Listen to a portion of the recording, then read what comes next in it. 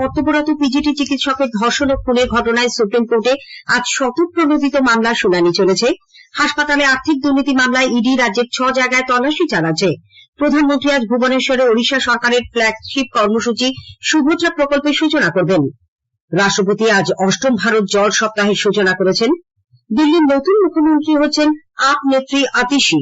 প্রধানমন্ত্রীর জন্মদিন উপলক্ষে আজ দলের পক্ষ থেকে সেবা পর্বের সূচনা করা হচ্ছে।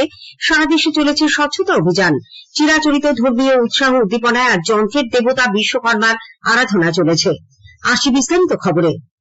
কলকাতার আরজিকর হাসপাতালে কর্তব্যরত পিজিটি চিকিৎসকের ধর্ষণ ও খুনের ঘটনায় সুপ্রিম কোর্টে আজ স্বতঃপ্রণোদিত মামলার শুনানি চলেছে। প্রধান বিচারপতি ডিওয়াই চন্দ্রচূড় এবং 2 বিচারপতি জেবি পারদিওয়ালা ও মনোজ মিশ্রর বেঞ্চে এই শুনানির সময় কেন্দ্রীয় তদন্ত ব্যুরো সিবিআই নতুন করে তদন্তের স্টেটাস রিপোর্ট জমা দিয়েছেন। আন্দোলনকারী জুনিয়র ডাক্তারদের তরফে প্রবীণ আইনজীবী ইন্দিরা জয়সিং সওয়াল করছেন।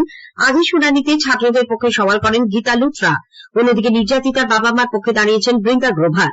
শুনানি শুরুতে রাজ্য সরকারের পক্ষে আইনজীবী কপিল সিব্বাল লাইভ স্ট্রিমিং বন্ধের আবেদন করেন। পরে প্রধান বিচারপতি জনস্বার্থ সংশ্লিষ্ট এই মামলায় সরাসরি সম্প্রচার বন্ধ রাখার আর্জি খারিজ করে দিলে শুরু হয় সম্প্রচার। শুনানি চলাকালীন প্রধান বিচারপতি ডিওয়াই চন্দ্রচূড় সিবিআই এর দাখিল করা রিপোর্টকে অত্যন্ত উদ্বেগজনক বলে উল্লেখ করেন।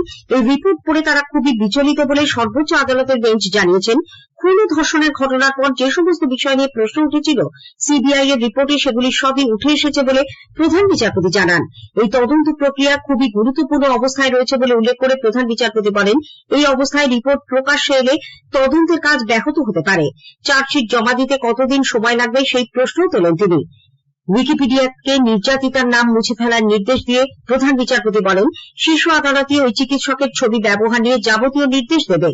নির্যাতিতার বাবা যে সমস্ত বিষয়ের উল্লেখ করেছেন সিবিআই এর সেগুলি দেখা উচিত বলেও প্রধান বিচারপতি উল্লেখ করেছেন। হাসপাতালে ধর্ষণ ও খুনের ঘটনার দিন এবং অকুস্থলে কারা ছিলেন সেই সমস্ত নাম জুনিয়র চিকিৎসকেরা জমা দিতে পারবেন বলে সুপ্রিম কোর্ট জানিয়েছে। সেই সঙ্গে তদন্তকারী সংস্থাকেও ওই বিষয়ে প্রয়োজনীয় পদক্ষেপ গ্রহণ করার নির্দেশ বেঞ্চের। এর আগে জুনিয়র ডাক্তারদের পক্ষে